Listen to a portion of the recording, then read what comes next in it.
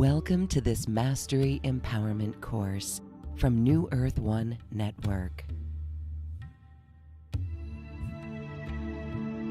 This is designed exclusively for your higher self connection and embodiment.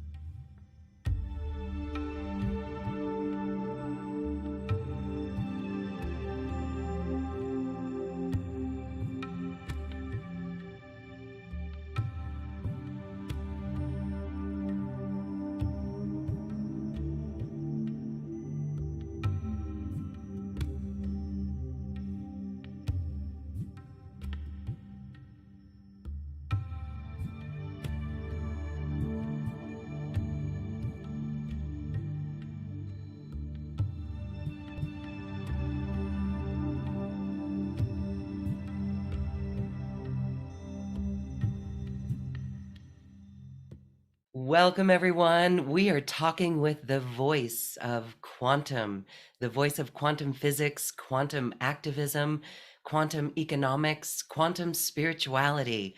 Dr. Amit Goswami is here with us, and we're so pleased to welcome you. Welcome, Dr. Goswami. How are you?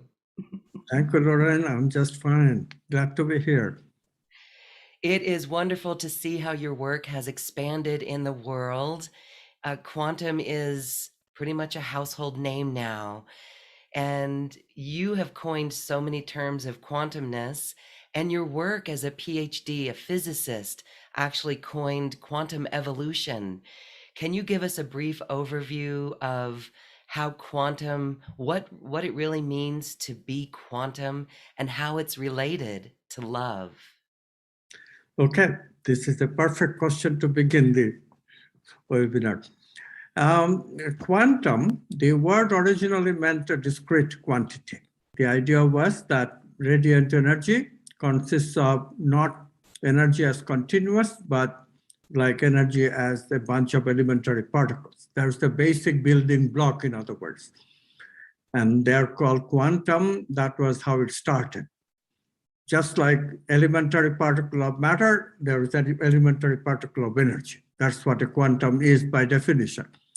But very soon, it turned out that quantum objects are mysterious. Why? Because light is radiant energy, sunlight. So radiant energy, light, also well known to be a wave, not just particle. So this began to be called wave-particle duality, and it was discovered that matter is also same way, wave and particle. So how can the same thing be wave and particle? To a layperson, initially it's a bit obscure. So let me explain. Particles, by definition, are localized. They appear one place at a time. Now that I say it, you'll recognize it. But waves, of course, are very different. They appear as a whole crest circle, crest line, or crest sphere. Entire sphere will be places that the wave is, not just one place, but the entire sphere that surrounds my speaking is carrying that same sound wave, right? So waves are very different. They can be in different places at the same time. And then you ask yourself, well, how can that be? That the same object is both wave and a particle. So eventually this led to some understanding, and the understanding is quite simple, actually, if you give up the prejudice that we live in one space-time reality. Because the understanding is that the waves are waves of possibility. They don't reside in space and time. They reside in a domain of potentiality. And then further research showed this domain of potentiality is very peculiar, because if two objects interact in that domain, they become one. What does that mean? That means that the two objects can communicate instantly, whatever the distance is. Now, no two objects can communicate instantly in space and time. So, okay, so this is outside of space and time, so that part is okay. But what does it mean, communicate instantly? we can only communicate with ourselves instantly. So that means that the two objects have become one. So it's a domain of potential oneness, just like mystics have been talking about our consciousness all this time. And when you realize that it takes a conscious observer to collapse the potentiality into actuality, waveness is a potentiality. When it is collapsed, it becomes a particle. So that collapsing is done by choice. The observer is choosing the position in which the electron's wave will appear at one place where the particle appears. So this idea of we choose our own reality came about. Now that, of course, raised some paradoxes, because suppose you and I try to choose a same quantum event, then you will choose one way of that you like, I will choose another way that I like, pandemonium, right? That cannot be. So I solved that problem by suggesting and proving, more than just suggesting, and it was experimentally verified very soon, that this happens because consciousness is the ground of being. We are all connected by the same one consciousness. It's that oneness that the domain of potentiality has as potentiality, and that oneness mediates the interaction between two correlated quantum objects, two entangled quantum objects that have this oneness. So in this way, everything was understood with one big addition. That big addition changes the worldview, because now it is realized that the elementary particles of matter and energy is not how the world is. These elementary particles of matter and energy are nothing but potentiality until consciousness chooses from the potentiality to make actuality. So it is the consciousness that creates the universe. And so consciousness is the ground of being. It has very much the causal power of creation and everything. And then love is very easy to understand. But it takes a little more detail. Shall I go on? Okay. So the details of love has to do with another ancient concept. I have already gone through one mystical concept, that consciousness is the basic of reality, not matter. And then a second mystical concept is the concept of chakras. We have experiences of feeling, it's very real. It's non-physical, but very real. And these experiences happen at places called chakras, all over my body, along the spine. And the traditions say there are 7 of them. Okay, so far? Okay, now the most famous of these chakras is the heart chakra. Not only mystics talk about it, women talk about it a lot too, because they experience sometimes feelings in the heart, although men generally deny it. But ask any woman and she will agree, yeah, there seems to be a heart. So this battle between men and women perception of things have been going on for years, but now there is a solution. Heart is a pump, as men generally insist. And so the heart chakra is dominated by another very important organ in our body called the immune system, which defends us. Defends us meaning what? If the immune system recognizes that something is foreign to the body, like a virus, like a bacteria, or like another person who is trying to intrude in the body of another, that person too, foreign object, so it will have defensive reaction. And we all know, if we see a stranger, we have a defensive reaction. That defensive reaction comes from our immune system's capacity of defending.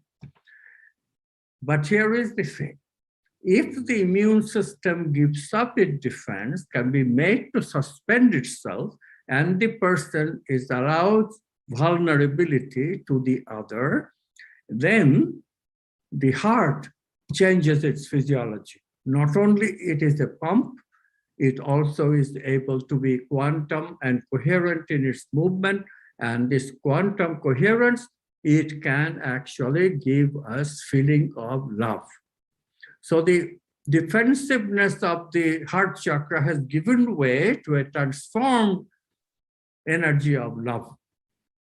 And so this way we explain the phenomenon of love completely, because it is a fact that if people give up that defensiveness and become vulnerable to another, immediately their consciousness expands and the feeling is love, the energies of love. So this way, quantum science is the science of love. Quantum science is the science of love, and it's what the mystics knew and were teaching all along the way. So this heart chakra is a portal to the quantum field, would you say, to creating our world, creating our reality? Yes, this the heart chakra, if it is open, then it is able to see every person potentially as a friend. Here's the thing, Lauren. I mean, we do have, our ancestors did know how to love. We have forgotten it now, especially, with materialists ruling the roost. We definitely are not even civilized anymore because, their view is love doesn't exist. We are just machines. We are mechanically doing what we are supposed to do the way we have been conditioned. Okay, that's the point of view. But of course, people following that point of view naturally experience a very constricted consciousness. This is generally our lot, very constricted consciousness. Now, what happens when the people's heart chakra opens, and this just means that be in touch with that love software that is already available in our collective unconscious. We call it romantic love. This is already experienced by many, many people, but there is that intense requirement. They do have to suspend their defensiveness in the presence of that special person when that feeling of romantic love we fall into. Now, women still have romantic love. Men seldom anymore, but some men do. I, for example, certainly experienced romantic love at the sweet age of 17. I will never forget the incident. And many men and most women do experience these episodes of romantic love because the circuits of software are already there in potentiality in our collective unconscious. So all we have to do is to be a little bit non-local. This strict locality that we usually, strict constriction that we usually have. Once in a while, I'll see a stranger whom I naturally like and lower my defensiveness. He smiles, she smiles, then, there's a connection. That connection is both simultaneously decided to be vulnerable. And both people's heart connected to that collective unconscious.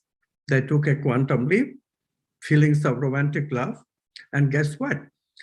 HeartMath Institute, this is an institute of research in California. They have measured the coherence of the heart, how the heart becomes coherent when you have this love experience. So it's now scientific, both theory exists, measurement exists, and anyone can love, just one has to tune into the collective unconscious. That does not require too much creativity. This is the important thing. We call it situational creativity. You see a person that you would like to have a relationship with, and you can take the quantum leap and have an experience of vulnerability and romantic love with that person.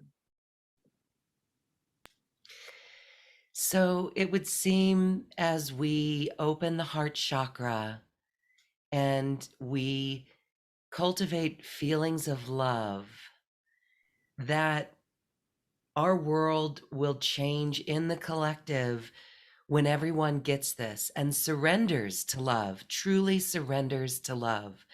When you look at what's going on in the world and the divisiveness, how would you suggest that one surrenders to love?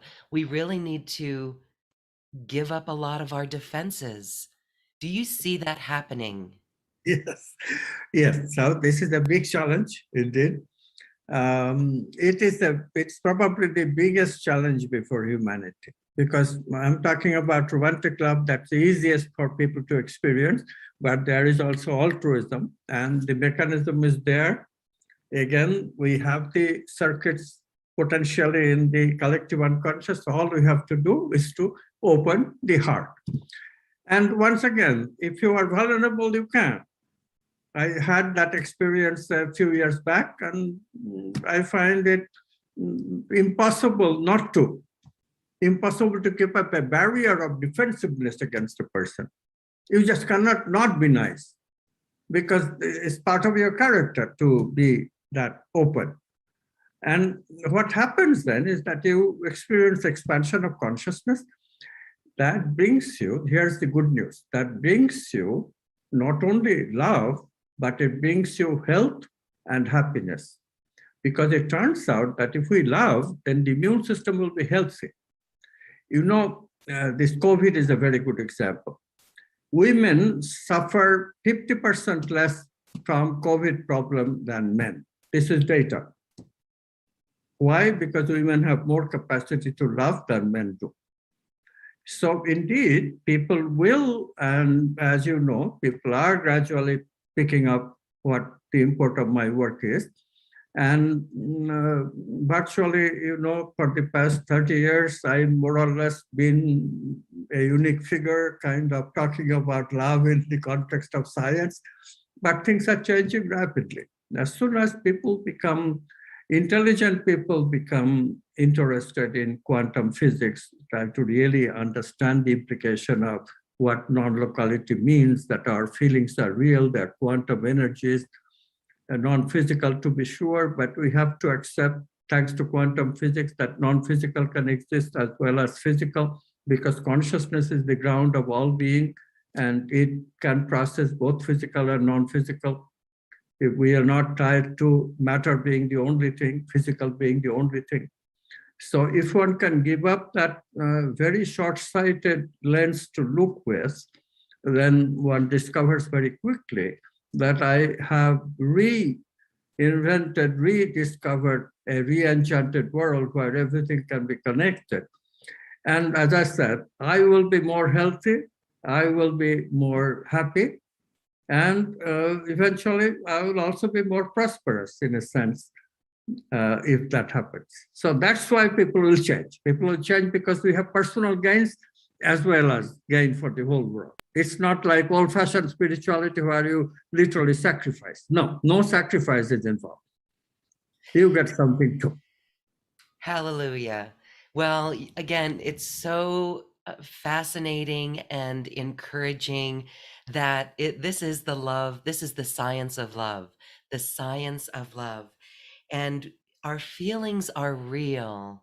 And so as we open the heart chakra, you are doing amazing work with your research and the books that you've written, because people who are listening to this now do indeed get it. And they themselves are taking this information out, helping others get it. So this is an amazing ripple effect, and it really truly shows the oneness. I love how you said the wiring, the circuits for this heart love are already there. We just have to open to it and reach for it. So beautiful. I mean, I feel elated knowing this information. It's as simple as opening the heart. Now, let's talk about how we open the heart while we talk about the quantum brain, because the two are connected. You're going to be teaching a course with us, an online course. So tell us a little bit more about the quantum brain and how we open the heart chakra to love. Okay. The good news, there are so many pieces of good news. The good news is that the brain does have connection with the organ heart, and in general the organs of the heart chakra, namely immune system as well as the physical heart. So if we think, that thinking can affect the immune system. You see what I mean? So I can think of somebody I love, and then automatically that love thinking will release my immune system from its defensiveness. The immune system will be temporarily suspended. This is called meditation on love. So I hold on to that, start meditating on the heart chakra, okay? And as I meditate on the heart chakra, this is the tricky part. You cannot predict. However, if you get that, amplify that feeling of vulnerability, then sooner or later, you fall into love. It happens in a very natural way, but you need to learn to relax. Okay, if this is too much for people, I have another very simple method, which is also a little risque because it involves sex, which is an explosive subject for some people. At sex, what happens to most people, most men really, women have some familiarity with love, and you will notice, being a woman yourself, that generally speaking, women after sexual orgasms are reached, they would like to cuddle for a while because they'd like to feel that glow of love that they're feeling. Now, men, on the other hand, don't feel that glow of love by itself because they're defensive. No, their defensiveness seldom drops. They do sex only for the pleasure of it. And the pleasures are very real. The molecules of emotion, oxytocin and dopamine, they're very real. So brain is dancing with these wonderful molecules and hormones in the body. So we are indeed in ecstasy while orgasm is happening. But after the orgasm, the molecules gradually subside and that stops. And the man usually turns over and goes to sleep. Because when the dopamine stops, then another molecule comes out in the brain called serotonin. And this is the sleep-inducing molecule. So the men have the tendency of turnover and go to sleep, whereas the women are frustrated because they would like to come. Now, if men can be trained by saying that, look, honey, if you cuddle me and wait, don't go to sleep immediately, but pay attention to the process, then you will have a wonderful experience. So if the guy is convinced and willing to experiment, then he doesn't turn over after the orgasm. Instead, he starts cuddling his partner. And what happens is that the energy of sex is in the sex chakra. It's the second chakra from the root, which is the bottom of the anus. So sex chakra is right at the sex organs. Most people feel some energy there when they're having sex.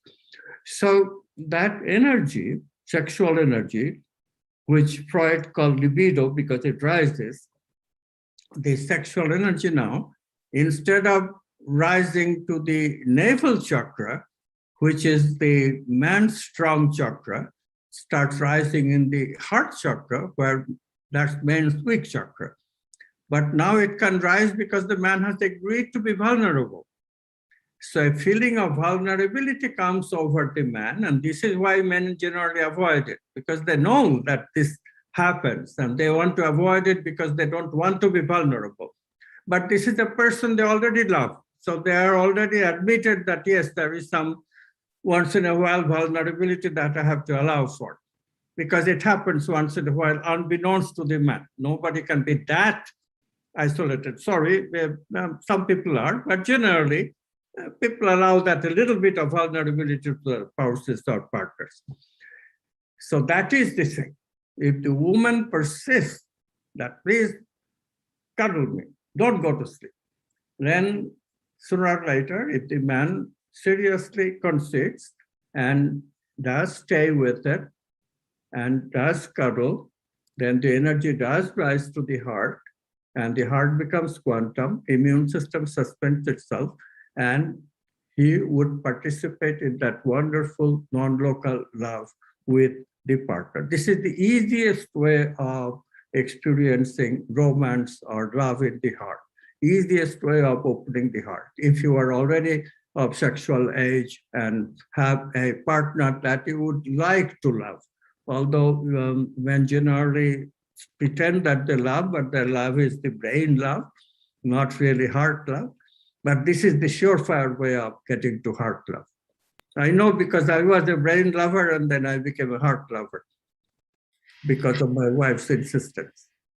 Beautiful. A brain lover to a heart lover. So cuddle your partners, everyone. Cuddle your partners. Beautiful way that we can meditate to open the heart chakra or just use something that's currently in our world. Thank you so much for that. So as we're talking about the quantum brain, what is the quantum brain? So for the brain, on the other hand, you have to be a little more patient before the quantum brain is realized. So quantum brain, it is the brow chakra. This is the between the two eyebrows. Here is the chakra point. This is called the brow chakra. This is the perhaps the most important chakra for our exploring higher needs like love. So heart opening is the first step that everyone should do because this one facilitates everything. But the next challenge is to raise the energy to the brow chakra and raise the energy in this new way, not raise the energy that automatically sublimates. Intellectuals do that a lot and sublimates to the sexual energy, for example. For intellectuals, they're often horny but cannot express it, and therefore the energy gets blocked and gradually, what is called slippage. If there is slippage and it just rises to the brow chakra by slippage. This is what Freud meant by sublimation. And when the sexual energy goes to brow chakra and brow chakra has the experience of sublimation, then the energy is transformed into libido. This is why he gave a separate name, libido. So if you can transform your sexual energy to libido, then you can be creative. Outer creativity for sure, but all people, we would name one, and I'll tell you a horny person. Einstein was one. Many, many people. I certainly. So very sexually charged up, and the energy always goes into the brow chakra because this is what we learn, and therefore we are always finding energy in the brow chakra to be creative. That's where the creative energy comes from, really. So that is the mystery. If you have to learn to sublimate the energy and then be not attached to intellectualism. Intellectualism is the idea that you solve everything by rational thinking. Instead, when the energy comes, you go through the creative process. This is also part of quantum science. Creative process, how is it different than just thinking? You not only you think, you also practice relaxation. Alternative focused thinking, alternative relaxation. I call it doobie-doobie-doo, that Frank Sinatra jingle. So if you do that doobie-doobie-doo, then brain becomes quantum. Okay, this is the fantastic thing that happens. Brain becomes quantum, brain becomes coherent, and in that coherent state, it can just do so much more. It can take us to new explorations of new archetypes, abstract archetypes like truth, like justice, like wholeness. So it's a fantastic thing that when that happens. People do not know what they're doing, how much they're missing with the Newtonian brain. Because, okay, brain is a marvelous instrument. We constantly hear it. But the brain also is an instrument which has these negative emotional circuits in the midbrain. And we all, our brain is 80% of the time, the brain is negative. Only the 20% of the time it can be positive, and even that with the help of the body, like the heart chakra and the navel chakra. So the brain is really not so good if it is Newtonian. But if you take that quantum leap to wake up your quantum brain, and the way to do it is not very hard, because this time meditation in the way that people practice it works. And so by meditating and then alternating that with relaxation, you can actually realize states of consciousness which are expandable, expanded, and in that expanded state, you can explore the difficult archetypes like truth, justice, and wholeness. So the heart is good for the archetype of love and goodness. The navel is also good for archetype of power and abundance. But the archetype that is really, really hard, okay, heart also we can experience beauty in the heart chakra. But then those hard archetypes, truth, justice, and wholeness, they're more abstract. And for that, we need the brow chakra. So we need the quantum brain to get into that. If whoever are listening, if you read the book Quantum Brain, all this is explained in much more detail. How to meditate, how to get into the pre-conscious, and how we take the quantum leaps, and all that. Yes, how we truly wake up our quantum brain. So the archetypes of truth and justice, we can work with that, we can contemplate that, we can attune to that and feel what that's like. All right, beautiful. So you do have your book, The Quantum Brain, and that really is the basis for our upcoming course that we're going to have with you.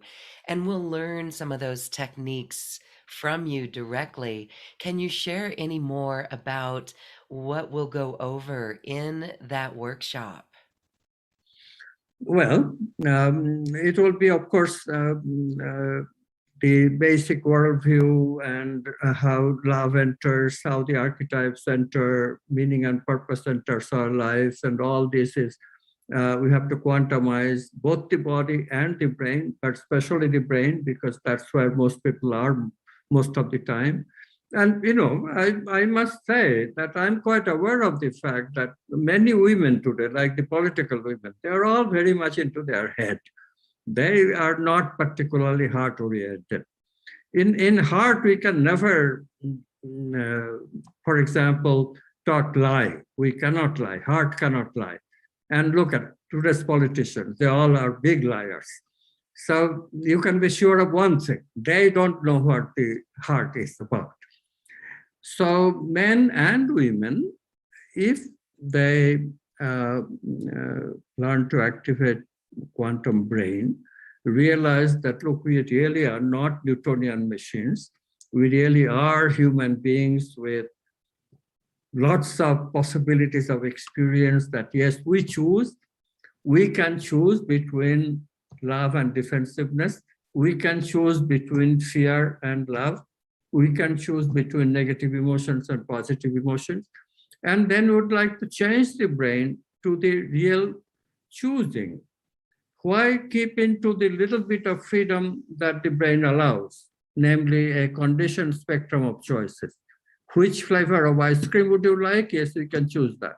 I don't have to take chocolate every day. I can once in a while try even licorice ice cream.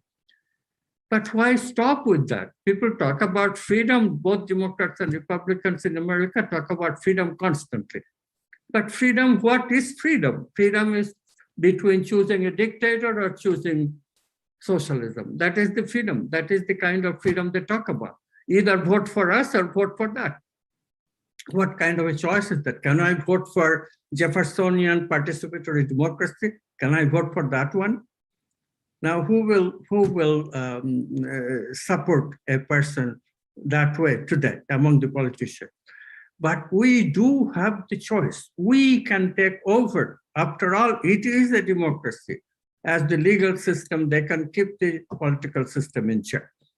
So it is both politically important, economically important. Every social institution today has no choice but to choose between either you choose this or that. Very small choices, both conditioned choices. So we choose this, and 4 years later we choose that, but it's all one side of shit versus the other side of shit.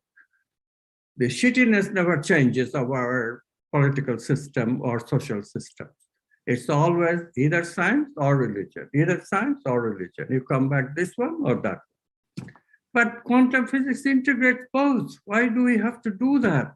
If we don't do that, then we can really go back to the ideals that the founding fathers of America saw it so clearly, and other places in the world. India, for example, recognized it 7,000 years ago. Middle East, with Jesus's work, 2,000 years ago. In China, 3,000 years ago. Native Americans probably realized, again, thousands of years ago. So we have the system, we have the software built by our ancestors. All we have to do is to tune in. And the way to tune in is to activate the quantum brain. And that's what we'll teach, how to activate the quantum brain. Beautiful, because there are many people who are ready for this, and it's where we go quantum, and we create that way. We're all who are watching and listening are trailblazers on this, and we are on a mission to get this out and carry on your work and your findings. It's beautiful that the science is there to back it. And we, the people, and the heart-centered ones who are activating this quantum brain, will create the demand for better heart-centered, love-based politicians, where we'll no longer tolerate. I do see that we will reach a point where there will be no more toleration of behavior that's not aligned in this way. Would you agree? Do you see that happening? You put it so beautifully. Look at politicians generally explore the archetype of power. Yes, power is very important, but democracy means that you do not seek power for yourself. You seek power to empower your electorate, the people who elected you. That's what representative democracy means. Unfortunately, politicians today have very closed heart chakra. They do not know how to mix love with power, and therefore they only seek their personal power. How can that change? This is why when women's lib movement happened, people were constantly talking about the leaders then, Betty Friedan, Gloria Steinem. They're all talking about love, love, love, and love, women's values. Where are they? I mean, the point is it never happened. The women co-opted to the men's ways and gave up love and became centered in power. So if that changes, and this is a big if, you cannot mention one politician in Washington who is into love. One politician tried. Marianne Williamson actually ran for the Democratic nomination, but she never got anywhere. But still 2% of people recognized her. So things are changing a little bit. Now, if people like Marianne Williamson gets elected, let's say, in elective offices, suppose it is possible to elect a senator like that, a congressman like that. Imagine the impact of it. Imagine the impact of it. Power, not for myself, but for empowering people that I represent. This is the idea of democracy. Yes. So our world will change almost right away. Almost right away. And this is economically, politically, and it helps our planet. You have helped us see that we are actually closer than we think, because it can change quickly. And this is why we like that phrase, surrender to love. In a way, people could get so exhausted by current collective conditions that they just instantly open to love in that way. Wouldn't that be beautiful? Yes, it would be. And as you said, we can only look forward. People are recognizing that we are as nasty as can be, and there's a limit to nastiness. There's no sense in being more nasty to each other, that we cannot even smile at each other anymore. We cannot even exchange greetings anymore. We become downright hostile to the people who serve us. This is not America. This is not the world we were born in. So why have we created this world in the last 40 years? Because of this worldview polarization.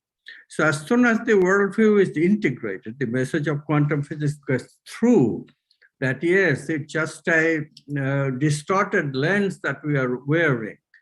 And for nothing, the gain has been very, very little. In fact, we have gone backwards. Everybody knows that the world is being destroyed, the civilization being destroyed. We talk about global warming constantly. The connoisseurs know that the world is not going to last very long if we continue this path. And we got to take charge, the people. And we have the system already. Democracy, not socialism, not dictatorship, but democracy, participatory democracy. Capitalism, which empowers the middle class. Again, power, abundance with love. Politics, quantum politics is power with love. Quantum economics is abundance with love. Share your prosperity. Yes. So, these are the kind of thing that more and more people are listening. I know of actual business people who are not doing their business anymore for becoming filthy rich, like our billionaires who go to outer space for nothing. But instead, they want to empower people, create more middle class participation in the capital formation and investment, new entrepreneurship in energy, sensitive in energy, green economy, and more spiritual economy, as I have suggested in the book Quantum Economics. So things are ready to change. The crisis is a sign of an opportunity that will eventually change the world for the better. But we have to collectively act to actually do it. Yes. Beautiful words, beautiful inspiration. It's why we are all here. And we know that truly within our hearts. And like I said, everyone watching and listening is on that mission. Thank you. All right. So for those who want to activate the quantum brain, we invite you to this upcoming workshop. It's available right here on this webpage. And Dr. Goswami, thank you, thank you, thank you for this heart-centered information. Thank you. Thank you, Lorette.